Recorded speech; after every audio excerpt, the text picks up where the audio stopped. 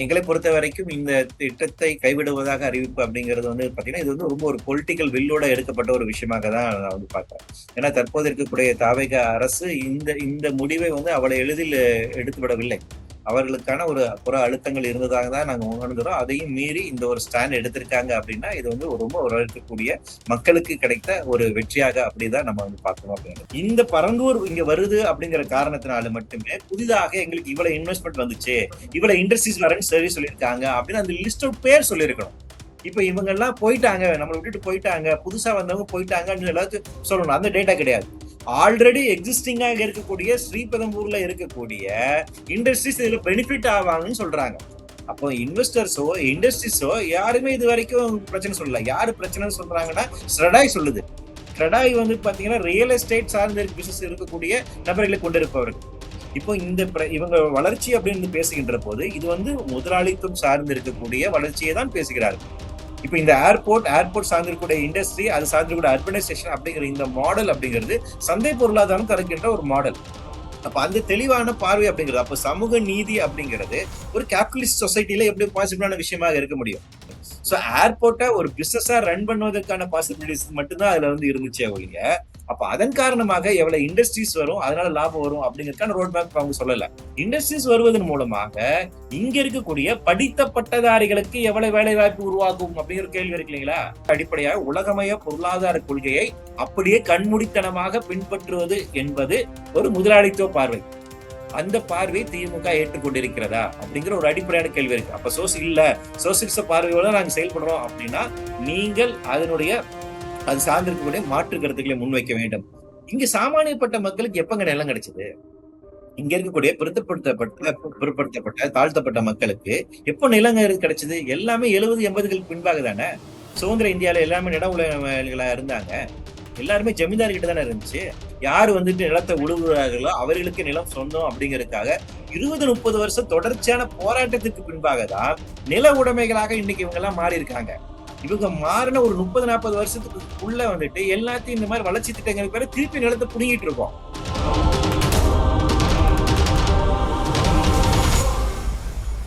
Fourth state Tamil நேயர்களுக்கு அருள்மொழிவர்மனின் அன்பார்ந்த வணக்கங்கள். இது உங்கள் ஃபோர்த் ஸ்டேட் தமிழ் வழங்கும் பெருதனும் பெருதுக நிகழ்ச்சி. இன்றைக்கு நம்மோடு இருந்திருக்கிறார் பூ உலக நபர்கள் அமைப்பிலிருந்து வழக்கறிஞர் மரியாதைக்குரிய தோழர் திரு வெற்றிச்செல்வன் அவர்கள். வணக்கம் தோழர். வணக்கம். மனமார்ந்த வாழ்த்துக்கள். ஒரு பெரிய தொடர்ச்சியான நெடிய போராட்டத்தை வந்து உங்கள் அமைப்பு சார்பா எடுத்திருக்கிறீங்க. நீங்களுமே அதுல வந்து நெறைய பிரச்சனைகளை ஃபேஸ் பண்ணிருக்கிறீங்க. அந்த அடிப்படையில இன்றைக்கு பரந்தூர் விமான நிலைய ரத்து அப்படிங்கிற ஒரு செய்தி வந்து வெளியாக இருக்கிறது. அதே போல வந்து பாத்தீங்கன்னா, தொடர்ச்சியான வாத பிரதிவாதங்கள் அப்படிங்கிறது திமுக சார்பில இருந்து, பிஜேபி சார்பில இருந்து சொல்றாங்க. வளர்ச்சிய, ஒரு தொழில் முன்னேற்றத்த தடுத்து நிப்பாட்டிருக்கிறீங்க. இப்ப பாத்தீங்கன்னா, சென்னையில பெரம்பூர் பக்கத்துல இருக்கிற வர்த்தக கட்டடத்தை சேர்ந்த தோழர்கள் சில பேர் என்ன சொல்றாங்கன்னா, இது வந்திருந்ததுன்னா எவ்வளவு பெரிய வளர்ச்சி வந்திருக்கிறோம் அப்படின்னு சொல்றாங்க. அப்புறம் அரக்கோணம் சைடுல இருக்கிறவங்களும் இதை பத்தி விமர்சனம் பண்றதா சொல்றாங்க. தேவையில்லாம உள்ள பூந்து இதை கெடுத்து சின்னாபின்னமாக்கிட்டாங்க. அது குறிப்பா உங்களை போன்ற நபர்கள்லாம் மக்களை வந்து நீங்க வந்து பிரெயின் வாஷ் பண்ணிட்டீங்க அப்படின்லாம் வந்து சொல்றாங்க. நடந்த சம்பவங்களை ஓவரால நீங்க எப்படி பாக்குறீங்க? அடிப்படையில ஒரு விஷயம் இருக்குடா. நீங்க சொல்ற மாதிரி வந்து இப்போ என்ன மாதிரி ஒரு பொது புத்தி வந்து பரப்பப்படுது அப்படின்னா, பரந்தூர் விமான நிலையம் கட்டுமானம் எல்லாம் முடிச்சு ரிப்பன் எல்லாம் கட்டி வச்சுட்டாங்க. நீங்க இனிமேல் கட் பண்றது மட்டும்தான் பாக்கி இருக்கு. அந்த நேரத்துல வந்து இதை வித்ட்ரா பண்ணிட்டாங்க அப்படின்னு. பேசிக்கா இருக்கக்கூடிய பிரச்சனை அதுதான். ரொம்ப வெரி இனிஷியல் ஸ்டேஜ்ல எந்த விதமான கிளியரன்ஸுமே இல்லாத ஆன் பேப்பர்ல இருக்கக்கூடிய ஒரு ப்ராஜெக்ட். அந்த ப்ராஜெக்டுக்காக நிலத்தை கையகப்படுத்துவதுதான் ரொம்ப துரிதகையில் நடத்தப்பட்டது. இதுக்கான ஏர்போர்ட் அத்தாரிட்டியோட கிளியரன்ஸ் வந்து வாங்கப்படல, என்விரான்மெண்ட் கிளியரன்ஸ் வந்து வாங்கப்படல, பொதுமக்களுக்கு கருத்து கேட்பு கூட நடத்தப்படல. இதெல்லாம் பெண்டிங் இருக்கு. இதெல்லாம் நடந்துதான் இந்த திட்டத்தை கொண்டு அமல்படுத்த முடியும். இது எல்லாமே ஒரு சயின்டிபிக் ப்ராசஸ். இதன் மூலமாக இந்த சயின்டிபிக் ப்ராசஸ்ல இந்த இடம் ஏதுவானதாக இல்லை என்பதற்கான முடிவு வருவதற்கான வாய்ப்பு கூட இருக்கு. அப்படி இருக்கின்ற பட்சத்தில் ஒரு நிச்சயமற்ற ஒரு யூகத்தின் அடிப்படையில் இருக்கக்கூடிய ஒரு ப்ராஜெக்ட், அதில் இருக்கக்கூடிய மக்களின் கருத்தினுடைய அடிப்படையிலும் வேறு விதமான காரணங்கள் அடிப்படையிலும் அறிவியல் ரீதியாக இருக்கக்கூடிய காரணங்கள் அடிப்படையிலுமே இப்ப ஒரு அரசாங்கம் நிறுத்தி வித முடிவு பண்ணிருக்காங்க. அவ்வளவுதான். அதை தாண்டி இதுல வந்து வேறு விதமான செல்வதற்கான ஒரு வாய்ப்பு அப்படிங்கிறாங்க. ஆனால் நீங்க சொல்ற மாதிரி இப்ப இந்த விஷயம் வந்து பூதாகாரமா எப்படி பரப்பப்படுகிறது அப்படின்னா, தமிழ்நாடு ரொம்ப பின்னோக்கி போயிருச்சு. ஒரு 20 ஆண்டுகள் பின்னோக்கி போயிருச்சு அப்படிங்கிற ரொம்ப கற்பனை சார்ந்து இருக்கக்கூடிய விஷயங்கள், வாதங்கள் தான் முன்வைக்கப்படுகின்றது. ஆனால் எங்களை பொறுத்த வரைக்கும் இந்த திட்டத்தை கைவிடுவதாக அறிவிப்பு அப்படிங்கிறது வந்து பாத்தீங்கன்னா, இது வந்து ரொம்ப ஒரு பொலிட்டிக்கல் வில்லோட எடுக்கப்பட்ட ஒரு விஷயமாக தான் நான் வந்து பார்க்கிறேன். ஏன்னா தற்போது இருக்கக்கூடிய தாவேக அரசு இந்த இந்த முடிவை வந்து அவ்வளவு எளிதில் எடுத்து விடவில்லை. அவர்களுக்கான ஒரு புற அழுத்தங்கள் இருந்ததாக தான் நாங்க உணர்ந்துறோம். அதையும் மீறி இந்த ஒரு ஸ்டாண்ட் எடுத்திருக்காங்க அப்படின்னா, இது வந்து ரொம்ப வரவேற்கக்கூடிய மக்களுக்கு கிடைத்த ஒரு வெற்றியாக அப்படிதான் நம்ம வந்து பார்க்கணும் அப்படின்னு நினைக்கிறேன். இல்ல ஆனா, இத நீங்க சொல்ற மாரி பொலிட்டிக்கல் வில்லோட எடுத்திருக்காங்கன்னு சொல்றீங்க. ஆனா ஒரு 30 ஆண்டு காலம் தமிழ்நாட்டையே பின்னோக்கி எடுத்துட்டு போயாச்சு. பக்கத்துல இருக்கக்கூடிய ஆந்திர மாநிலத்துக்கு இனிமே எல்லா விதமான இன்வெஸ்ட்மென்ட்ஸும் போகப்போது. இதை இழந்ததன் காரணமாக நம்ம அடுத்த வேள சாப்பாட்டுக்கு கூட நமக்கு வழி இருக்குமான்னு தெரியல. அப்படிங்கிற அளவுக்கு வந்து விஷயங்கள வந்து சும்மாவா பேசிருவாங்க. இப்ப என்ன கேட்கறாங்க, முன்னாள் அமைச்சர் பெருமக்கள் என்ன கேட்கறாங்க, வேற இடத்துக்கு நீங்களே சொல்லுங்க பார்ப்போம். வேற எங்க இடம் இருக்குது? இதே மாரியான இவ்வளவு சூழல் இருக்கக்கூடிய இடம் வேற எங்க இருக்குன்னு சொல்லுங்க. அப்ப இடம் இல்லாதனால நான் தேர்வு பண்ணியிருக்கிறோம். அப்படிங்கிறதையும் குறிப்பிட்டு சொல்றாங்க தானே! இல்ல அவங்க சொல்றதுக்கான லாஜிக் என்னன்னா, டிஆர்பி ராஜா அவர்கள் வந்து சொல்லக்கூடிய லாஜிக் அப்படிங்கிறது என்னன்னா, தற்போது இருக்கக்கூடிய சென்னை விமான நிலையம் அப்படிங்கிறது 2034 உள்ளாக அதனுடைய கேரிங் கெப்பாசிட்டிக்கு வந்து அடைந்து விடும் அப்படின்னு சொல்றாங்க. அதனுடைய கேரிங் கெப்பாசிட்டி அப்படின்னா வருடத்திற்கு ஏறத்தாழ 5 கோடி நபர்கள் டிராவல் பண்ணுவாங்க அப்படி. இப்ப இப்ப எக்ஸிஸ்டிங் கெப்பாசிட்டி வந்து பாத்தீங்கன்னா 1.5 கோடி 1.5 கோடி மக்கள் வந்து அதுல டிராவல் பண்ற அளவுக்கான கேரிங் கெப்பாசிட்டியோட தற்போது இருக்கக்கூடிய விமான நிலையம் இருக்குது. டெர்மினல் 3 அண்ட் 4 அண்ட் 5 வரைக்கும் வந்துருச்சுன்னா அப் டு 5 crores வரைக்கும் வருடத்திற்கு 5 கோடி நபர்கள் செல்லுகின்ற அளவுக்கு அதனுடைய தரம் உயர்த்தப்படும் அப்படிங்கிறாங்க. அப்போ 2034 வரைக்கும் நமக்கு வந்து இந்த டார்கெட் இருக்கு. இந்த டார்கெட்டை 2034 அச்சீவ் பண்றோங்க. அப்ப என்னன்னா 2034 வரைக்கும் நமக்கு திறன்பட செயல்படுகின்ற ஒரு ஏர்போர்ட் ஆல்ரெடி இருக்கு. இப்ப இன்வெஸ்ட்மெண்ட் இப்ப இதுல எப்படி எப்படி நின்னு போகும் இந்த திட்டத்தை கைவிட்டதுனால இல்லைங்களா? ஆல்ரெடி உங்களுக்கு ஏர்போர்ட் இருக்கு. வந்துட்டு போறதுக்கான ஒரு ஃபெசிலிட்டிஸ் இருக்கு. இல்லைங்களா? இப்போ இந்த விமான நிலையத்தை கட்டுமானம் செய்ய ஆரம்பித்தாலும் குறைஞ்சபட்சம் ஒரு 5 வருஷம் ஆகும். இல்லைங்களா? அதுவுமே உடனே செயல்பாட்டுக்கு வந்துட்டு போறல. இன்னும் சொல்லப்போனா இந்த கிளியரன்ஸ் அப்படிங்கிறது இந்த ப்ராஜெக்ட் இனிஷியேட் பண்ணியிருந்தாங்க. இந்த கிளியரன்ஸ்க்கு எப்படி இன்னும் வந்து 1 வருஷம் ஆயிருக்கும். ஏன்னா, அந்த கட்டாயமா ஆகும், ரன்வேக்கான கட்டாயமா ஆகும். ஃபீசிபிலிட்டி ஸ்டடி வந்து முடியல. அது குடுத்து அது வந்து ஓகே ஆகணும். ஏன்னா ஒரு வாட்டர் பாடி மேல வந்து இவங்க ரன்வே அமைக்கணும். அது சாதாரண விஷயம் இல்ல. அப்ப கம்ப்ளீட் கான்கிரீட் போட்டு நீங்க அத வந்து கட்டுமானம் செய்து உறுதித்தன்மையை உறுதிப்படுத்தணும். அவ்வளவு இலகுவாக செய்யக்கூடிய ஒரு வேலை இல்ல. அப்போ அது ஃபீசிபிலிட்டி ஸ்டடி முடிஞ்சு, அது வந்து ஓகே ஆயி, அதுக்கப்புறம் இன்னொரு இம்பாக்ட் அசஸ்மென்ட் செஞ்சு, பொதுமக்கள்ட்ட கருத்து கேட்பு கூட்டம் நடத்தி, அவங்க எல்லாம் ஏற்றுக்கொண்டதுக்கு பின்பாக அதுக்கப்புறம் என்விரான்மென்ட் கிளியரன்ஸ் வாங்கி, அதுக்கப்புறம் இந்த திட்டத்தை நீ நடைமுறைப்படுத்தணும். அப்ப கிளியரன்ஸ் என்பது 1 வருஷம் ஆயிரும். கட்டுமானம் என்பது 1 வருஷம் ஆயிரும். அப்ப எப்படி பார்த்தாலும் ஏறத்தாழ அந்த விமான நிலையம் ஃபர்ஸ்ட் ஃபேஸ் செயல்பாடு வருதுன்னு பார்த்தீங்கன்னா, இப்படி 2030 அல்லது 35க்குள்ள வந்து ஆகிரலாம். அப்ப அது கட்டுமானத்துல இருக்கிற வரைக்கும் என்ன இன்வெஸ்ட்மென்ட் வரப்போதே தான் அதுவும் இப்போ வரப்போகுது. அப்ப இன்வெஸ்ட்மென்ட் எப்படி நின்னுச்சு அப்படின்னு எதை அடிப்படையில சொல்றாங்கங்கிறது முதல் கேள்வி. 2வது இருக்கக்கூடிய விஷயங்கள், இந்த பரந்தூர் இங்க வருது அப்படிங்கிற காரணத்தினால மட்டுமே புதிதாக எங்களுக்கு இவ்வளவு இன்வெஸ்ட்மென்ட் வந்துச்சு, இவ்வளவு இண்டஸ்ட்ரீஸ் வரேன்னு சொல்லியிருக்காங்க அப்படின்னு அந்த லிஸ்ட் அவுட் பேர் சொல்லியிருக்கணும். இப்ப இவங்க எல்லாம் போயிட்டாங்க, நம்மளை விட்டுட்டு போயிட்டாங்க, புதுசா வந்தவங்க போயிட்டாங்கன்னு எல்லாத்தையும் சொல்லணும். அந்த டேட்டா கிடையாது. ஆல்ரெடி எக்ஸிஸ்டிங்காக இருக்கக்கூடிய ஸ்ரீபெரும்பூர்ல இருக்கக்கூடிய இண்டஸ்ட்ரீஸ் இதுல பெனிஃபிட் ஆவாங்கன்னு சொல்றாங்க. புதுசா இருக்கிற பரந்தூர் காரணமாக. ஆமா, நான் என்ன ஆமா, ஆமா. ஆல்ரெடி இருக்கக்கூடிய இண்டஸ்ட்ரீஸ் வந்துட்டு என்ன உற்பத்தி பண்றாங்க, அவங்க எவ்வளவு விமானம் மூலமா ஏற்றுமதி செய்ய போறாங்க, அதில் எவ்வளவு பிரச்சனை அவங்களுக்கு இருக்கு, எவ்வளவு போதாமைகள் இருக்கு அப்படிங்கிற டேட்டாஸ் இருக்கா? இப்ப இந்த திட்டத்தை கழிவதன் காரணமாக அவங்க ஏற்றுமதியில் ஏதாவது சிக்கல் இருக்க போகிறதா அப்படிங்கறதுக்கான டேட்டாஸ் இருக்கான்னு கேட்டீங்கன்னா அதுவும் கிடையாது. ஆக, ஓகே. இப்ப என்னன்னா, ஆன் பேப்பர்ல ஒரு யூகம். அதாவது இது வந்து ஒரு அசம்ப்ஷன். ஒரு பிரெடிக்ஷன் பண்றீங்க. ஒரு ஸ்டாக் மார்க்கெட்ல நீங்க இவ்வளவு இன்வெஸ்ட் பண்ணா இவ்வளவு எதிர்காலத்துல இவ்வளவு லாபம் வரும்னு பண்றீங்க இல்லையா? அந்த மாரி தான் வேற ஒண்ணும் இல்ல. ஒரு எக்கனாமிக்கல் ஆஸ்பெக்ட்ல இந்த பரந்தூர் திட்டம் இங்க கொண்டு வந்தா இவ்வளவு இன்வெஸ்ட்மென்ட் வரும். இவ்வளவு இண்டஸ்ட்ரீஸ் வருவாங்க. அதனால இவ்வளவு வேலை வாய்ப்பு நமக்கு வந்து கிடைக்கும். அப்படின்னு ஒரு எஸ்டிமேஷன் போட்டிருக்காங்க.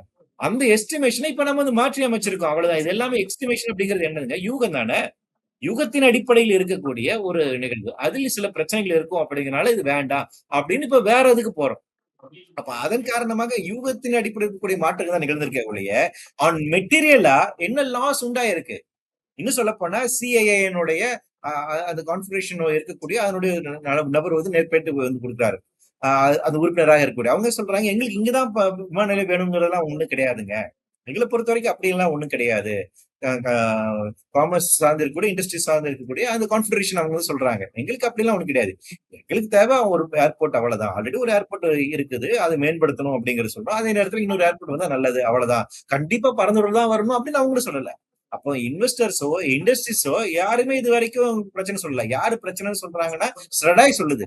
கிரடாய் வந்து பாத்தீங்கன்னா ரியல் எஸ்டேட் சார்ந்த பிசினஸ் இருக்கக்கூடிய நபர்களை கொண்டிருப்பவர்கள். அவர்கள் சொல்கிறார்கள் இது வந்து பாதிப்புன்னு. இன்வெஸ்டர்ஸோ, மேனுஃபேக்சரிங் செக்டர்ஸோ, இண்டஸ்ட்ரீஸோ சொல்லல. இதனால நாங்க தமிழ்நாட்டுக்கு வராம போயிருவோம் அப்படின்னுலாம் யாருமே சொல்லல. அப்புறம் இந்த திட்டத்தை வந்து முன்மொழிந்து இருக்கக்கூடிய கட்சிகளை சார்ந்து இருக்கக்கூடிய டிஆர்பி ராஜன் அவர்கள் போன்றவர்கள் சொல்கிறார்கள். அவர்கள் யூனிட் அவங்க பாலிசி சொல்றாங்க. அப்ப இதை தாண்டி வேறு விதமான தொழில்நுட்ப வல்லுநர்களோ, இல்ல இண்டஸ்ட்ரி ஸ்ட்ராட்டஜிஸ்டோ, இல்ல இண்டஸ்ட்ரீஸோ இதனால பாதிப்பு அப்படின்னு இது வரைக்கும் ஒன்றும் பதிவு செய்யல. இல்ல நீங்க ஒரு பக்கம் வந்து இப்படி இண்டஸ்ட்ரீஸ் வந்து இதுக்கான ஆதாரம் இல்லங்க. ஒரு அசம்ப்ஷன்ல தாங்க அவங்க பேசுறாங்க அப்படின்னு நீங்க சொன்னாலுமே கூட, எக்ஸிஸ்டிங்கா இப்போ ஒரு ஏர்போர்ட் வந்த பிறகு எப்படிலாம் ஒரு மாநிலம் வளர்ச்சி பெறும் அப்படிங்கிற ஒரு ஒரு மேப் வந்து ரோட் மேப் வந்து எக்ஸிஸ்டிங் ஒரு ஸ்டேட் கிட்ட இருக்கும்ல. ஏன்னா நம்ம வந்து ஒரு வளர்ச்சி அடைந்த ஒரு ப்ரோக்ரசிவ் ஸ்டேட் நம்ம. இப்ப மீனம்பாக்கம் ஏர்போர்ட் வந்த பிறகு நம்மள்ட்ட எவ்வளவு தூரம் நம்ம வளர்ச்சி அடைஞ்சிருக்கிறோம் அப்படிங்கிற ஒரு ரோட் மேப் வந்து டிஎம்கே கிட்ட இருக்குது. Because they have done it. அவங்க வந்து நிறைய விஷயங்களை பண்ணிருக்கிறாங்க, பார்த்திருக்கிறாங்கன்னும் போது முன்னாள் முதலமைச்சர் மு.க. ஸ்டாலின் அவர்களே இது ஒரு மோசமான நாளுங்க நமக்கு அப்படிங்கிறாரு. எனக்கு என்ன ஒரு சந்தேகம் வருது அப்படின்னா, மக்கள் இவ்வளவு பாதிக்கப்படுறாங்க. திமுகவோட அலையன்ஸ்ல இருந்த காங்கிரஸ், விசிக, இடதுசாரிகள் எல்லாருமே எதிர்க்கிறாங்க. வெளியில இருக்கக்கூடிய தமிழக வாழ்வுரிமை கட்சி, நாம் தமிழர் கட்சி எல்லாருமே எதிர்க்கிறாங்க. ஆனால் திமுகவும் பிஜேபியும் மட்டும் இது வந்து வந்திருக்க வேண்டியது அப்படின்னு சொல்றாங்கன்னா, நம்ம அவங்களுடைய பொருளாதார கொள்கைகளை வந்து பரிசீலனை பண்ண வேண்டிய தேவை இருக்குன்னு நினைக்கிறீங்களா நீங்க? நிச்சயமாக. அதுதான் ரொம்ப அடிப்படையான விஷயம் கூட. இப்ப நம்ம என்னன்னா, சுயமரியாதை சமதர்ம கட்சியில இருந்து உருவான திராவிடர் கழகம், திராவிட கழகத்திலிருந்துடைய திமுக. இவர்களுடைய அடிப்படை கோட்பாடு அப்படிங்கிறது ஒரு பொதுவுடைமை சமூகத்தை உருவாக்குவது. இல்லையா? பெரியார் வந்துட்டு அவர் வந்து ஒரு பொதுவுடைமை சமூகத்தை உண்டாக்குவதற்கான லட்சியத்தோடு தான் செயல்பட்டார். அந்த வகையில தான் கொடியே வடிவமைக்கப்பட்டது. திகாவினுடைய கொடியில இருக்கக்கூடிய சிவப்பு என்பது பொதுமை சமூகத்தை தான் குறிக்கின்றது. சோ கம்யூனிசத்தை நோக்கி நகரணும் அப்படிங்கறது அடிப்படை லட்சியம். திமுகவும் அந்த கொள்கை தான் ஏற்படுது. அதன் அடிப்படையில தான் அண்ணாவும் செயல்படுகிறார்கள். இப்ப என்னன்னா உலகமயமாக்கலுக்கு பின்பாக அந்த கொள்கைகள்ல இப்போ திமுக போன்ற கட்சிகளோட நிலைப்பாடு என்னவா இருக்கு என்ன இருக்கு நீங்க இப்ப இன்னும் முதலாளித்துவ கொள்கைக்கு உள்வாங்கிட்டீங்க, முதலாளித்துவ கட்சியா மாறிட்டீங்க, முதலாளித்த எக்கனாமிக்ஸ் அப்படிதான் பேசுறீங்களா, இல்ல மிக்ஸ்ட் எக்கனாமி அப்படின்னு வந்து பேசுறீங்களா, இல்ல சோசியலிஸ்ட் பொருளாதார கொள்கை அப்படிங்கிறது தெளிவு வேணும். இப்போ இந்த இவங்க வளர்ச்சி அப்படின்னு பேசுகின்ற போது இது வந்து முதலாளித்துவம் சார்ந்து இருக்கக்கூடிய வளர்ச்சியை தான் பேசுகிறார்கள். இப்ப இந்த ஏர்போர்ட் சார்ந்திருக்கக்கூடிய இண்டஸ்ட்ரி, அது சார்ந்திருக்கூடிய அர்பனைசேஷன் அப்படிங்கிற இந்த மாடல் அப்படிங்கிறது சந்தை பொருளாதாரம் தருகின்ற ஒரு மாடல். அப்ப இந்த சந்தை பொருளாதாரத்தை அப்படியே கண்மூடித்தனமாக நான் அப்ளை பண்ணுவேன் அப்படின்னா கேபிட்டலிஸ்டிக் எக்கனாமியை தான் நீங்க அப்ளை பண்றீங்கன்னு அர்த்தம். அப்ப அந்த தெளிவான பார்வை அப்படிங்கிறது, அப்ப சமூக நீதி அப்படிங்கிறது ஒரு கேபிட்டலிஸ்ட் சொசைட்டில எப்படி பாசிபிளான விஷயமாக இருக்க முடியும்? ஒரு கேபிட்டலிஸ்ட் பொருளாதார உற்பத்தி முறையில சமூக நீதி அப்படிங்கிறதுக்கான சாத்தியம் கிடையாது. அது வந்துட்டு ஏற்றத்தாழ்வுகளை தான் உருவாக்கும். ஏன்னா அந்த அமைப்பு முறையே அப்படிதான் இருக்கு.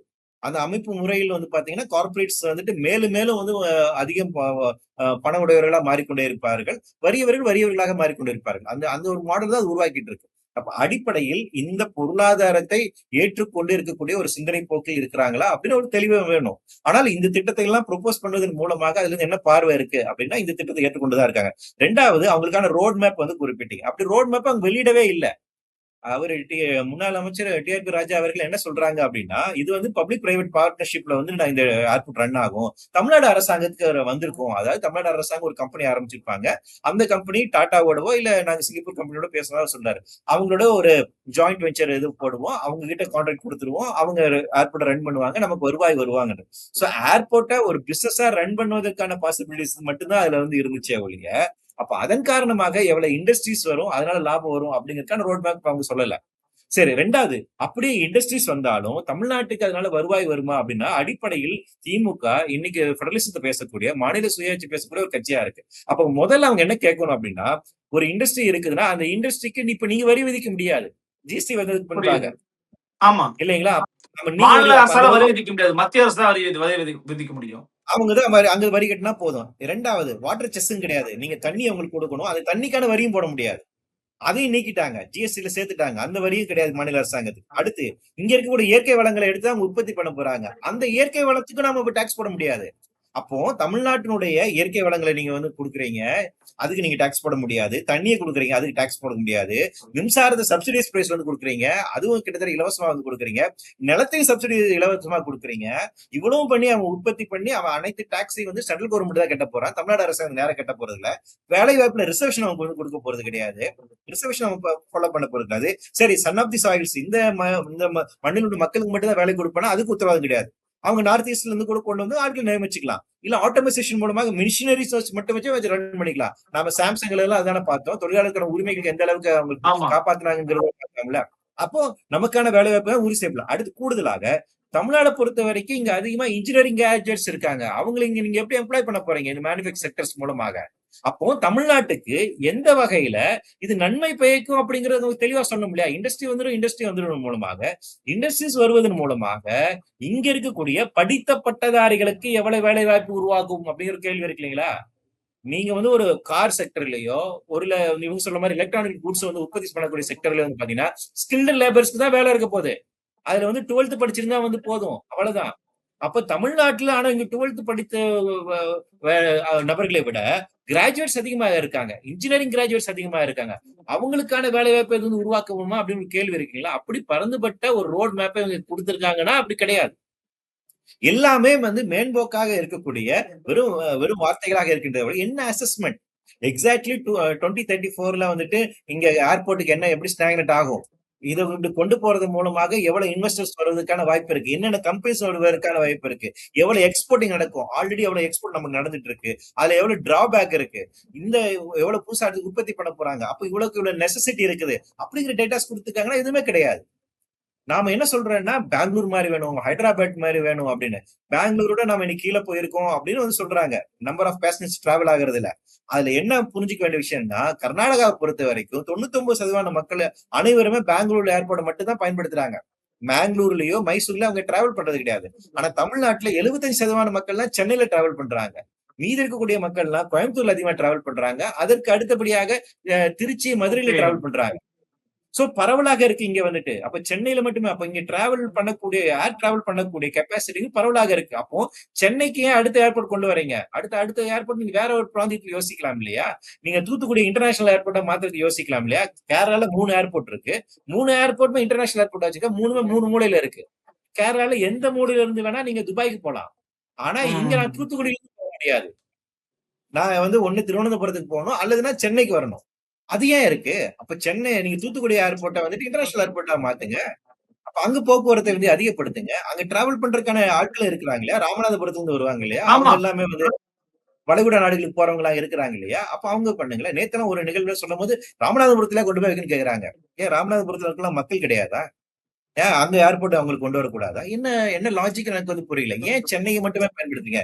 சென்னையை மட்டுமே மையமாக வைத்திருக்கக்கூடிய வளர்ச்சி திட்டங்களை தான் திராவிட கட்சிகள் ப்ரொபோஸ் பண்றாங்க. அது சஸ்டைன் ஆகாது. ஏன்னா சென்னையினுடைய கொள்ளளவுன்னு ஒண்ணு இருக்கு. கேரிங் கெப்பாசிட்டி பிரீச் பண்ணிட்டோம். சென்னையினுடைய பாப்புலேஷன் டென்சிட்டி அதிகமாயிட்டு இருக்கு. கிட்டத்தட்ட 1 சதுர கிலோமீட்டர்ல ஏறத்தாழ 44,000 பேர் இருக்காங்க. சென்னையினுடைய பாப்புலேஷன் கிட்டத்தட்ட 1 கோடியா இருக்கு. நீங்க மேலும் மேலும் இதை அதிகப்படுத்துறீங்க அப்படின்னா ஒட்டுமொத்த 8 கோடி மக்களும் சென்னை தான் நோக்கி வரப்போறாங்க. அது எப்படி தாங்கும்? அப்ப இது ஒரு சஸ்டைனபிளான மாடலாக இருக்க முடியாது. அடுத்த 25 ஆண்டுகள் மிகப்பெரிய ஒரு சவாலான பிரச்சனையா தான் இருக்கும். சோ அந்த வகையில சென்னையை மையமாக வைத்திருக்கக்கூடிய திமுகவினுடைய பார்வை அப்படிங்கிறது பிரச்சனைக்குரியதாக இருக்கிறது. அப்ப அந்த அர்பனைசேஷன் நாம ரிவிசிட் பண்ண வேண்டிய அதனுடைய அடிப்படை எல்லாத்தோட அடிப்படையாக உலகமய பொருளாதார கொள்கையை அப்படியே கண்மூடித்தனமாக பின்பற்றுவது என்பது ஒரு முதலாளித்துவ பார்வை. அந்த பார்வை திமுக ஏற்றுக்கொண்டிருக்கிறதா அப்படிங்கிற ஒரு அடிப்படையான கேள்வி இருக்கு. அப்ப சோசியலிச பார்வையோட நாங்க செயல்படுறோம் அப்படின்னா நீங்கள் அது சார்ந்திருக்கக்கூடிய மாற்று கருத்துக்களை முன்வைக்க வேண்டும். அதுல எந்த அளவுக்கு நாங்க சமநீதி கொண்டு வருவோம் அப்படிங்கறத வந்து பேசணும். அதே போல நம்ம ஸ்டேட் பெடரலிசத்துக்கு வந்து பேசணும். சரி, இவ்வளவு ஏர்போர்ட்டுக்காக சண்டை போடுறவங்க நம்ம கேள்வி என்னன்னா, தமிழ்நாட்டுக்கு கடந்த 10 வருஷத்துக்கு எவ்வளவு புதுசா ட்ரெயின் வந்து வாங்கியிருக்கோம்னு யோசிங்க. எவ்வளவு புதிய ட்ரெயின் நம்ம கொண்டு வந்திருக்கோம். ட்ரெயின் நமக்கு அதிகமா தேவையில்ல. ட்ரெயின்ல போறவங்கள நமக்கு மனுஷன் இல்லையா? ஒவ்வொரு வெக்கேஷன் டைம்லயும் ஒவ்வொரு லீவ்லயும் தீபாவளி பொங்கலுக்கும் மக்கள் கஷ்டப்படுறாங்க இல்லையா? எளிய மக்கள் எல்லாருமே பயன்படுத்துறது தொடர் வண்டி தாங்க பயன்படுத்துறாங்க. அப்போ அதாவது அதை மேம்படுத்துறதுக்கு நாம என்ன பண்ணிருக்கோம்? அப்ப அது சண்டை போட்டு வாங்கணும்ல. ஏர்போர்ட்டுக்கு இவ்வளவு தூரம் துடிக்கக்கூடிய நபர்கள் வந்துட்டு ரயில்வே ஸ்டேஷனுக்கு அதிகமா கேளுங்க. எங்களுக்கு ட்ரெயினை வந்து அதிகமா கொண்டு வரணும் கேளுங்க. நாம வந்து ட்ரெயினை விட அதிகமா 1000 ரூபாய் 2000 ரூபாய் கொடுத்துட்டு போறாங்க. வந்துட்டு விருதுநகருக்கு வந்துட்டு 3000 ரூபாய் தூத்துக்குடி போகணும்னா 5000 ரூபாய் கேட்கறாங்க பஸ்ல, ஆம்னி பஸ்ல. அந்த இதுல இருக்கு. அப்போ பஸ் நமக்கு பொது போக்குவரத்து இருக்கு இல்லைங்களா? சாதாரண மக்கள் பயணிக்கக்கூடிய அந்த போக்குவரத்துக்கு இந்த அளவுக்கு உக்கிரமாக போராடுறாங்களான்னு கேட்டா அது கிடையாது. அதுக்கு அத பத்தி ஏன் யோசிக்கிறதே இல்ல இல்ல அப்படிங்கிறேன். ஆனா அப்ப அது இதுக்கு வந்து பின்னாடி வந்து ஒரு வணிக நோக்கம் இருக்குங்க. ஏன்னா இப்ப நெறைய பேர் என்ன முன்வைக்கிறாங்கன்னா, அதுல போய் யார் யாரெல்லாம் இன்வெஸ்ட்மென்ட் பண்ணியிருக்கிறாங்க, அந்த நிலங்கள யார் யாரெல்லாம் வாங்குனாங்கங்கிற டேட்டாஸ் கூட எடுக்கணும்னு கூட நெறைய பேர் வந்து தங்களோட கருத்துக்கள பதிவு பண்றாங்க. அது ஒரு நோக்கமா, அது ஒரு கருத்தா இருக்கும்னு நீங்க நம்புறீங்களா? கிரெடாய் போன்ற அமைப்புகள் கடுமையாக இந்த திட்டத்தை வந்துட்டு ஆதரிப்பதற்கு அது ஒரு முக்கியமான காரணம். ஏன்னா ரியல் எஸ்டேட் அது சாதாரண நீங்க நீங்க அந்த பகுதியில போனா இப்ப போனாலே ஏர்போர்ட்டுக்கு அருகாமையில் வில்லாஸ் ஏர்போர்ட் ரொம்ப ஏர்போர்ட்டுக்கு மிக அட்வர்டைஸ்மென்ட். அருகில் உங்களுக்கு வேண்டுமா? ஆமா. அ விளம்பரங்கள் போட்டாங்க. ஆமா. அது ஒரு பெரிய பிசினஸ் இருக்கு. அதனால அது பெருசா அடி வாங்கும். அதனால அது சார்ந்திருக்கக்கூடிய இது அது ஆபிஸா தெரிஞ்ச ஒரு விஷயம் தான். அது நீங்க ஆய்வுபடுத்த வேண்டியது தேவையில்ல. அந்த பகுதியில போனீங்கன்னா, ஏர்போர்ட் ரொம்ப அருகா நிலம் வாங்கணுமா அப்படின்னு பெரிய அளவுக்கு பிசினஸ் நடந்திருக்கு. சோ அது அது சார்ந்து நெறைய பேர் ரொம்ப இருக்காங்க. நெறைய இன்னும் சொல்லப்போனா கவர்ன்மென்ட் அபிஷியல்ஸ் நெறைய இன்வெஸ்ட் பண்ணியிருக்காங்க. அதனால வந்து கடுமையாக வந்து எங்களெல்லாம் வந்து குற்றச்சாட்டுறாங்க, திட்டுறாங்க. அந்த மாரி இருக்கு. சோ அந்த அந்த அந்த இது அந்த நிலைமை நடந்திருக்கு. அது உண்மைதான். அது வந்து இல்லங்கிறது இல்ல. அப்ப அவங்க தான் இத வேகமா புஷ் பண்றாங்க. இந்த திட்டத்தை வந்துட்டு ரொம்ப அதிகமாக கொண்டு வர வேண்டும் என்று வேலை செய்த ஒரு குரூப் ஆஃப் அதிகார சார்ந்திருக்கக்கூடிய அதிகார வர்க்கம் சார்ந்திருக்கக்கூடிய மக்கள் இருக்காங்க. அவங்களுக்கு இது ரொம்ப தேவையான விஷயமாக இருந்திருக்கு. அதுவும் உண்மைதான். அந்த குற்றச்சாட்டு உண்மை இருக்கு. இதுல இன்னொரு முக்கியமான விஷயம் என்னன்னா, பிஜேபியும் வந்து இத வந்து எதிர்க்கிறாங்க. பிஜேபி என்ன சொல்றாங்கன்னா, "வந்திருக்கணுங்க. இவங்க தேவையில்லாம மிஸ் பண்ணிட்டாங்க" அப்படின்னு சொல்லி சொல்றாங்க. இத எப்படியாச்சும் நம்ம திருப்பி கொண்டு வரதுக்கான வேலைகள பார்க்கணுன்ற அளவுக்கு அவங்க வந்து பேசுறாங்க. அவங்களுடைய கண்ணோட்டமும், திமுக ஸோடைய கண்ணோட்டமும் கிட்டத்தட்ட ஒண்ணுதானா? இல்ல 2த்துலயும் வேறுபாடு பார்க்குறீங்களா நீங்க? 2 பேருக்கும் ஒண்ணுதான். என்னன்னா பிஜேபிய பொறுத்த வரைக்கும் அவங்களுக்கு எல்லாமே வந்து இங்க வந்து கமாடிட்டியா மாத்தணும். அப்படிங்கிறது அடிப்படையான அதுக்கான இன்ஃப்ராஸ்ட்ரக்சர்ஸ டெவலப் பண்ணணும். அப்படிங்கிற அந்த பார்வையில இருந்து அவங்க பேசுறாங்க. அதனால அவர்களுக்கு வந்து நெறைய எல்லா இடத்துலயும் போர்ட் கொண்டு வரணும். எல்லா இடத்துலயும் விமான நிலையம் கொண்டு வரணும். அத வந்து அதானி, அம்பானிட்ட குடுக்கணும். சாலைகள் வந்து குடுக்கணும். அங்க வந்து உங்களுக்கு இது வரி வசூல் பண்ணுவதற்கான இடங்கள் டோல்கேட்ஸ வந்துட்டு உருவாக்கணும் அப்படின்னு எல்லாத்தையும் எப்படி ரெவென்யூவா மாத்தணும். எளிய மக்கள்ட்ட இருந்து எப்படி உங்ககிட்ட ரெவென்யூ ஜெனரேட் பண்ணதுக்கான விஷயங்களா இன்ஃப்ராஸ்ட்ரக்சரா மாத்தணும் அப்படிங்கிற வேலையை தொடர்ச்சியா செய்துட்டு இருக்காங்க. இவ்வளவு பேசக்கூடிய பிஜேபி நமக்கு கேள்வி என்னன்னா, அப்ப ஏன் ஒசூர் விமான நிலையத்தை நீங்க அனுமதி தர மாட்டேங்கிறீங்க? பரந்தூர் வந்துட்டு கிரீன்ஃபீல்ட் ஏர்போர்ட் பாலிசியின் படி வந்து ஆல்ரெடி ஒரு ஏர்போர்ட் இருந்துச்சுன்னா, அதனுடைய 100 கிலோமீட்டர் சர்க்கம்ஃபரன்ஸ்ல எந்த ஏர்போர்ட்டும் அனுமதிக்க கூடாது. அப்படின்னு ஸ்பெசிபிக்கா இருக்கு. ஆனா வேற வழி இல்ல. நாங்க அனுமதிக்கணும் அப்படின்னா பிரத்யேகமா அனுமதி வாங்கணும். அதன் அடிப்படையில புரியுது. பரந்தூரை நீங்க கிளியர் பண்றீங்க. அப்படி இருக்கும்போது ஒசூருக்கு ஏன் கிளியரன்ஸ் கொடுக்க மாட்டேங்கிறீங்க? நீங்க பெங்களூர்ல இருந்து 100 கிலோமீட்டருக்குள்ள இருக்குன்னு சொல்றீங்க இல்லையா? சென்னையில இருந்து 100 கிலோமீட்டருக்குள்ள பரந்தூருக்கு அனுமதி கொடுக்கக்கூடிய அதே ஒன்றிய அரசாங்கம், பெங்களூர்ல இருந்து 100 கிலோமீட்டருக்குள்ள ஒசூருக்கு அனுமதி கொடுக்கலாம்ல? அதே கொடுக்க மாட்டேங்கிறீங்க. அப்போ பிஜேபியினுடைய ஸ்டாண்டர்ட் நம்ம எப்படி புரிஞ்சுக்கிறது? அப்போ பிஜேபி பயாஸ்டா இருக்கு இல்லைங்களா? அப்போ அவர்களுக்கான ஒரு பொருளாதார நலன் சார்ந்திருக்கக்கூடிய சிந்தனை அப்படிங்கிறது இருக்கு. அவர்களுடைய பொருளாதார நலம் அப்படிங்கிறதுனா, எப்படி ஏர்போர்ட் கட்டினாலும் நாங்க சொல்லக்கூடிய கம்பெனி தான் நீங்க குடுக்க போறீங்க. இல்லையா? ஏன்னா இந்த கிரீன்ஃபீல்ட் ஏர்போர்ட் பாலிசி என்பது பப்ளிக் பிரைவேட் பார்ட்னர்ஷிப் அப்படிங்கிறது தான். அது என்னன்னா தனியார்ட்ட தான் அதுக்கு ஒப்படைக்க போறாங்க. இப்ப தமிழ்நாடு அரசாங்கம் கடந்த திமுக ஆட்சியை நம்பிட்டு இருந்துச்சுன்னா, நாம சொல்லக்கூடிய ஆள்ட்ட இத வந்து கான்ட்ராக்ட் வாங்கி குடுத்துடலாம் அப்படிங்கிற மாரி முன்முயற்சி பண்ணியிருக்காங்க. அது எந்த அளவுக்கு சக்சீட் ஆயிருக்கும்னு தெரியல. ஒரு வேளை வந்திருந்தாலும் கூட வந்துட்டு. பிஜேபி பொறுத்தவரைக்கும் என்ன? எப்படி நாம சொல்லக்கூடிய ஆளுக்கு தான் அது கிடைக்க போகுது அப்படின்னு. இல்லைங்களா? அப்படித்தானே அவங்க வந்து கொச்சி புரியுது. ஏர்போர்ட்டாக இருக்கட்டும். இதெல்லாம் அவங்க எடுத்திருக்காங்க. சோ அவங்க பாசிபிலிட்டிஸ் இருக்கு. சோ பிஜேபியை பொறுத்தவரைக்கும் அவர்களுக்கு என்னன்னா, இந்தியாவில் இருக்கக்கூடிய எல்லா இயற்கை வளங்களும் தனியார்மயமாக்கப்பட வேண்டும். கட்டுமானங்கள் தனியார்மயமாக்கப்பட வேண்டும். அதற்கான அமைப்புகள் உருவாக்க வேண்டும் என்பது அடிப்படையான கொள்கை. அந்த வகையில அவங்க ஆதரிக்கிறாங்க. இப்போ நமக்கு திமுக கிட்ட இருக்கக்கூடிய கேள்வி என்ன அப்படின்னா, அப்ப இந்த பார்வையில தான் திமுகவும் இருக்குதா? அப்படிங்கிற கேள்வி. இதைத்தான் நம்ம ம். டே ஒன்ல இருந்து கேட்கிறோம். நீங்க இந்த பார்வையோட செயல்பட முடியாது. இந்த மக்கள் கலந்து ஆலோசிக்கப்பட வேண்டும். அவர்களுடைய குரலுக்கு வந்து கொடுக்க வேண்டும். ஏன்னா, ரொம்ப ரொம்ப பேசிக்கான அடிப்படையான விஷயம் என்னன்னா, இங்க சாமானியப்பட்ட மக்களுக்கு எப்பங்க நிலம் கிடைச்சது? இங்க இருக்கக்கூடிய பிற்படுத்தப்பட்ட, தாழ்த்தப்பட்ட மக்களுக்கு எப்போ நிலங்க கிடைச்சது? எல்லாமே 70, 80களுக்கு பின்பாக தானே. சுதந்திர இந்தியால எல்லாமே நில உடைமைகளா இருந்தாங்க.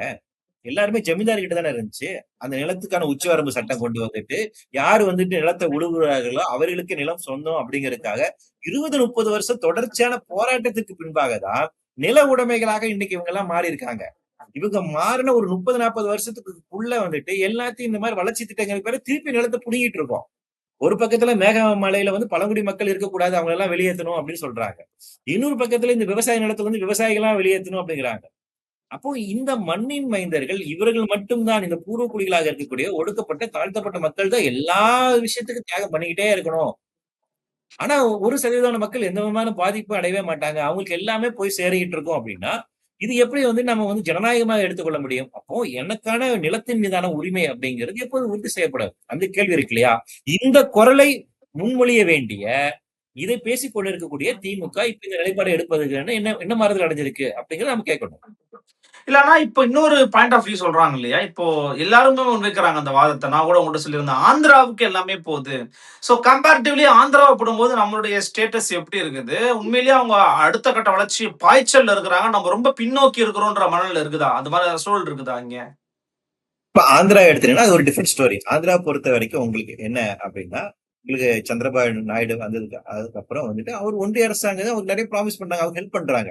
எப்படி குஜராத்துக்கு வந்து அதிகமாக வந்து ஹெல்ப் பண்றாங்களோ, அதே மாரி ஆந்திரா ஹெல்ப் பண்றாங்க. அமராவதிக்கு வந்து அவ்வளவு இன்வெஸ்டர்ஸ் இது பண்ணி ஹெல்ப் பண்றாங்க வந்துட்டு. நீங்க ஆனா இன்னொரு விஷயம் பண்ணணும். இது எல்லாமே முதலாளித்துவ திட்டம் சார்ந்து இருக்கக்கூடிய வளர்ச்சி தான். இது எல்லாமே ஆந்திரால இருக்கக்கூடிய அடிப்படையான அங்க இருக்கக்கூடிய ஏழை எளிய மக்கள் ஹெல்ப் பண்ணாது. கடந்த சந்திரபாபு நாயுடுவோட ஆட்சியிலும் அதான் நடந்துச்சு. அவர் ஐடி செக்டர்ஸ் எல்லாம் கொண்டு வந்தாரு. ஆனா அடுத்த எலெக்ஷன் கடுமையா தோத்து போனாரு. அவர் வெற்றி பெறல. ஏன் அப்படின்னா இங்க சாமானியன் ஏன் வந்து இப்ப சிஜேபியோட போராட்டம் இந்த அளவுக்கு வெற்றி பெற்றுச்சு? ஏன் இன்னைக்கு ஜென்சி இவ்வளவு தூரம் போராடிட்டு இருக்காங்க? என்னன்னா படித்த இளைஞர்களுடைய அன்எம்ப்ளாய்மெண்ட் ரேஷியோ பயங்கரமா இன்க்ரீஸ் ஆயிட்டு இருக்கு. பேசிக்கா இதை அடிப்படையில புரிஞ்சுக்கணும். இப்போ இங்க திமுக தோத்ததுக்கான காரணம் கூட என்ன நினைக்கிறீங்க? நாங்க எல்லாமே செஞ்சுட்டோம். அது மீறி எப்படி தோத்துறாங்க அப்படின்னு நினைக்கிறீங்கன்னா, மக்களுக்கு பயங்கர ஃப்ரஸ்ட்ரேஷன் இருக்கு. இந்த ஃப்ரஸ்ட்ரேஷன் ஏன் இருக்கு அப்படின்னா, வேலை வாய்ப்பு அப்படிங்கிறது ரொம்ப ரொம்ப குறைஞ்சிட்டு போயிட்டு இருக்கு. வேலை கிடைக்க மாட்டேங்குது. அதே போல நான் படிச்சதுக்கு ஈக்குவலன்ட்டான வேலை கிடைக்குதுன்னா கிடையாது. நான் இன்ஜினியரிங் கிராஜுவேட்டாக இருந்துட்டு, சாதாரண அவர்கள் வந்து இந்த கிக் ஒர்க்கராக பணியாற்றிக் கொண்டிருக்கிறார்கள். எஸ். சோ அவங்க படிச்சிருக்கிறது அவங்க கிராஜுவேட்டா இருக்காங்க. ஆனா படிச்சதுக்கான வேலை வாய்ப்பு இங்க உருவாகல. அப்ப இந்த ஃப்ரஸ்ட்ரேஷன்ஸ்ல இருக்காங்க. என்டையர் கண்ட்ரி இந்த ஃப்ரஸ்ட்ரேஷன் தான் இருக்கு. இந்தியா அவுட் ஆஃப் வொர்க் அப்படின்னு சொல்லிட்டு ஒரு புத்தகம் வந்திருக்கு. அதுல பேசுறாங்க நம்மளோட எஜுகேஷன், எக்கனாமி அண்ட் எம்ப்ளாய்மெண்ட் இது மூணுமே கிரைசிஸ்ல இருக்கு. நம்மளோட எக்கனாமி வந்துட்டு வேலையை வந்து உருவாக்கல. நம்மளோட எஜுகேஷனும் நமக்கு வேலை வாய்ப்பு உருவாக்கலங்கிறாரு. அந்த நிலைமையில தான் இருக்கும். கடந்த வருடத்துல வந்து பாத்தீங்கன்னா, படித்து வேலை இல்லாம இருக்கக்கூடிய இளைஞர்களுடைய சூசைட் ரேட் இன்க்ரீஸ் ஆயிருக்குன்னு சொல்றாங்க. ஓகே. அப்ப என்ன ஆயிட்டு இருக்கு அப்படின்னா, இப்ப ஆந்திராக்கான இது அது இவங்க இப்ப என்ன ஒரு ஜிடிபியை மட்டும் வச்சு பேசுறது இருக்கு இல்லைங்களா? இவ்வளவு இன்வெஸ்ட்மெண்ட் வந்து இவ்வளவு ப்ரொடியூஸ் ஆயிருக்கு அப்படினால மட்டும் நாடு வளர்ச்சி அடைஞ்சிருக்குன்னா இல்ல. மக்கள் சந்தோஷமா இருக்காங்களா? ஸ்ட்ரெஸ்ஃபுல்லா இல்லாம இருக்கிறாங்களா? ஒரு டிக்னிஃபைட் லைஃபோட இருக்கிறாங்க. மகிழ்ச்சிகரமாக இருக்கலாங்களா? அந்த ஹாப்பினஸ் இண்டெக்ஸ் வேணும். அந்த ஹியூமன் டெவலப்மென்ட் இண்டெக்ஸ் வேணும். அதன் அடிப்படையில் இருந்து புரிந்து கொள்ள வேண்டும். அது எல்லாமே இதில் இந்த காரணமாக நடக்கல. நமக்கு பேப்பர்ல இருக்கு. இவ்வளவு இன்வெஸ்ட்மென்ட் வந்துருச்சு, இவ்வளவு வந்துச்சு, இவ்வளவு வேலை வாய்ப்பு இருக்கு, இவ்வளவு இருக்கும் அப்படின்னு இருக்கு இல்லைங்களா? அது பேப்பர்ல தான் இருக்கு. ஆனா ஸ்ட்ரெஸ்ஃபுல்லா இல்லாம இருக்காங்களா? நிம்மதியா இருக்காங்களா? அவங்களால சந்தோஷமா இருக்க முடியுதா? அப்படின்னு கேட்டா அப்படி ஒரு வாழ்நிலை இல்லை. அடிப்படையில் எந்த யதார்த்தத்தை புரிந்து கொள்ள வேண்டும். அப்ப என்னன்னா இந்த மாடல் அப்படிங்கிறது என்ன பண்ணா, உங்களுக்கு குஜராத்லயும் சரி, இங்க அங்க இருக்கக்கூடிய மக்கள் எல்லாம் ரொம்ப சந்தோஷமா எல்லாம் இல்ல. இருந்தா இப்ப இப்ப இருக்கக்கூடிய அங்க கோஆபரேட்டிவ்ல வந்து பாத்தீங்கன்னா கம்ப்ளீட்டா பிஜேபி தோத்துருக்காங்க. அங்க விவசாயிகள் வந்து இப்ப நீங்க வெற்றி பெற்றிருக்காங்க. அதேதான் உங்களுக்கு ஆந்திரால இருக்கக்கூடிய மாடலாக இருக்கு. சோ அப்ப என்னன்னா மேன்போக்காக இவங்க வந்து போர்ட்ஸ் கொண்டு வர்றது, பெரிய பெரிய பில்டிங்ஸ் கொண்டு வர்றது, பெரிய பெரிய ரோடு எல்லாம் போட்டு இதெல்லாம் பார்த்து இந்த பிரம்மாண்டமா நமக்கு இந்த சங்கர் படத்தை பார்த்து பார்த்து இதெல்லாம் வளர்ச்சின்னு நம்ம நினைச்சுக்கிட்டு இருக்கோம். அது அப்படி ஒரு இது நினைச்சுக்கிட்டு இருக்கோம். ஆனா அடிப்படையில் இவை எல்லாமே நேரடியாக மக்களுக்கான வாழ்வை உயர்த்தியிருக்கிறதா அப்படின்னு கேட்டீங்கன்னா உயர்த்தவில்லை அப்படிங்கறதா புள்ளி விவரம் சொல்லுது நமக்கு. ஒரு ஓகே. டிஸ்பாரிட்டி இருக்கு. சோ இப்ப இந்த போர்ட் இந்த இந்த விமான நிலையம் வராமல் போனதுனால தமிழ்நாட்டுக்கு எந்த இழப்பும் இல்ல அப்படின்னு நீங்க சொல்ல வரீங்க அப்படின்னா, அங்க இப்ப ஏற்கனவே கையகப்படுத்தப்பட்ட நிலங்கள வந்து இப்ப நாங்க வேற சில வேலைகள பண்ண போறோம் அப்படிங்கிறாங்க. அப்ப அத மட்டும் குடுத்துறலாமா? பண்ணிடலாமா? பிரச்சனை கிடையாதா? இல்ல அவங்க அந்த ப்ரொபோசல் சொல்லியிருக்காங்க. அது எங்கள பொறுத்தவரைக்கும் அந்த ப்ரொபோசல் வந்து தவறான விஷயமா தான் பார்க்கிறேன். அடிப்படையில ஒரு விஷயம் புரிஞ்சுக்கணும். இந்த திட்டத்திற்கு மொத்தம் தேவை 5,600 ஏக்கர் அளவிலான நிலப்பரப்பு தேவை. அதுல வந்து கிட்டத்தட்ட 3,000 ஏக்கர் அப்படிங்கிறது பட்டா நிலங்கள். மீதி இருக்கக்கூடிய 2,000ங்கிறது 1000 நீர்நிலைகள். அதுக்கப்புறம் விவசாய நிலங்கள். சரிங்களா? இப்போ பரந்தூர், ஏகனாபுரத்துல பொறுத்தவரைக்கும் 1 சென்ட் நிலம் கூட எடுக்கல. அது அந்த வில்லேஜஸ் எல்லாம் அப்படியே கம்ப்ளீட்டா அப்படியே தான் இருக்கு. சில கிராமங்கள்ல இருக்கக்கூடிய நிலங்கள் எடுத்திருக்காங்க. ரெசிடென்சியல் ஏரியாங்கிறது அது வந்து 1,300 ஏக்கர் அளவுக்குள்ள வந்து ம். எடுத்திருக்காங்க. இதுதான் வந்துட்டு இது. இப்போ இந்த பகுதியுமே வந்துட்டு என்டையர் ஸ்ட்ரெச் ஒண்ணா எடுக்கல. அங்கங்க பேட்ச் பேட்சா இருக்கு. எங்கெங்கெல்லாம் மக்களை வந்துட்டு இலகுவா மாத்த முடியும், இது பண்ண முடியும், அவங்கள மிரட்ட முடியும், அந்த மாதிரி இடங்களை அவங்க எடுத்திருக்காங்க. அந்த மாதிரி தான் நடந்திருக்கு அதுக்கு. ரைட்டுங்களா? சோ இப்ப இந்த இதை பொறுத்த வரைக்கும் தமிழ்நாட்டுக்குள்ளே ஒரு சட்டம் இருக்கு. Tamil Nadu land acquisition for industrial purpose act. அந்த சட்டத்தை பயன்படுத்தி தான் தொழிற்சாலைகளுக்காக நிலத்தை கையப்படுத்துவதற்காக இருக்கக்கூடிய பிரத்யேகமான சட்டத்தின் அடிப்படையில் தான் நிலத்தை கையப்படுத்திருக்காங்க. அந்த சட்டத்திலே பிரிவு 4 என்ன சொல்லுது அப்படின்னா, இந்த சட்டத்தின் கீழமாக எந்த நோக்கத்துக்காக நீங்க கைப்பற்றப்படுறீங்களோ அந்த நிலம் தேவையில்லாத பட்சத்தில் மக்களிடம் திருப்பி கொடுத்து விடலாம் அப்படின்னு இருக்கு. அப்ப மக்களிடம் நிலத்தை திருப்பி ஒப்படைப்பது என்பதுதான் சரியான விஷயமாக இருக்கு. அதான் எங்களுடைய பார்வை இருக்கு. அது எப்படி செயல்படுத்தலாம்னா, அதுக்கு ஒரு கமிட்டி ஃபார்ம் பண்ணலாம். ஒரு கமிட்டி ஃபார்ம் பண்ணி, எஸ். இல்ல அந்தந்த ஆமா. டிஸ்ட்ரிக்ட் கலெக்டர்ஸ்ல வந்துட்டு மூலமாக எந்த மக்கள் வந்துட்டு நிலத்தை வந்து அவங்க வந்து அவங்களே வச்சுக்க விருப்பப்படுறாங்க அப்படின்னு.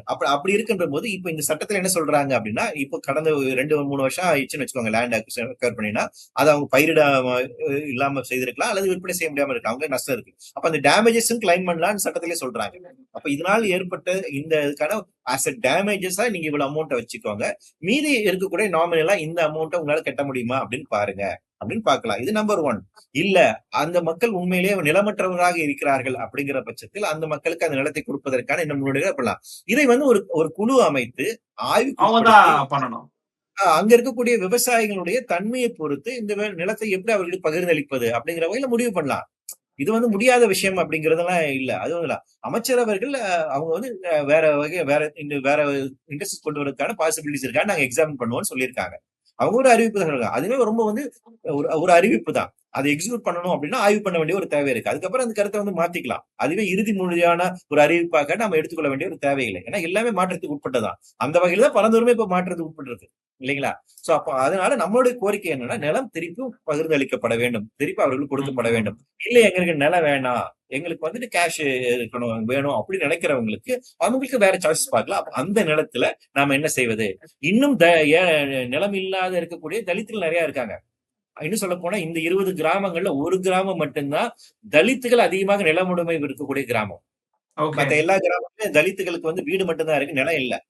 சோ அவர்களுக்கு நிலத்தை வந்து கொடுக்கலாம். அப்படியான திட்டத்தை வந்து கொண்டு வரலாம். நிலத்தை பகிர்ந்தளிப்பதற்கான திட்டங்களை முன்னெடுக்கலாம். சோ இதுக்கு நிறைய பாசிபிலிட்டிஸ் இருக்கு. அதையெல்லாம் எக்ஸாமின் பண்ணணும் அப்படிங்கறது நம்முடைய கோரிக்கை. ரொம்ப ஒரு முக்கியமான நேரத்துல இந்த தலைப்பு குறித்தான ஒரு ஆழமான ஒரு விளக்கத்த வந்து குடுத்திருந்தீங்க. ஏன்னா, உடனடியாக தமிழ்நாடு வந்து அதல பாதாளத்துக்கு போயிரும் அப்படின்னு சொல்லிட்டு இருந்த நேரத்துல, அப்பா அப்படிலாம் இல்ல. கொஞ்சம் கொஞ்சம் காம் டவுனா இருங்க அப்படின்னு சொல்லி சில விளக்கங்கள குடுத்திருக்கிறீங்க. உங்களுடைய வருகை பதிவுக்கும், உங்களுடைய கருத்த பகிர்வுக்கும் மிக்க நன்றி தோழர். நன்றி. நன்றி. மீண்டும் சந்திக்கலாம் நண்பர்களே. வணக்கம்.